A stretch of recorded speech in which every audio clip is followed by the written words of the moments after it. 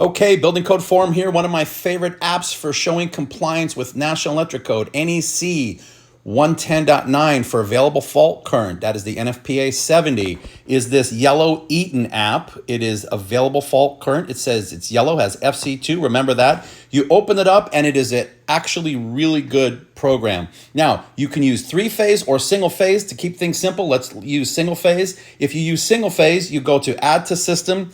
You can add a transformer. If you know the transformer data, there's a data plate like a pad-mounted transformer. You can enter all of that in it and get the available fault current right there at the secondary taps. If not, then what you could do is get a letter from your utility company. The electric company here in Florida, Florida Power and Light, will provide a letter telling you what the available fault current is at the secondary taps of their transformer, okay? And let's say they have a pad-mounted transformer. So all I'm going to do in that case is I'm just going to say add conductor to the system.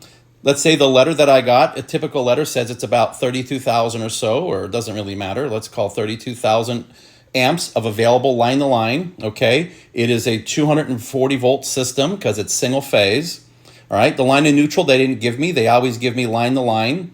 And then you have to figure out how far is it from the transformer, the secondary taps of the utility transformer to your service disconnect, because this is all about the service disconnect. Now, the length of the run, let's say it's 110 feet away, all right?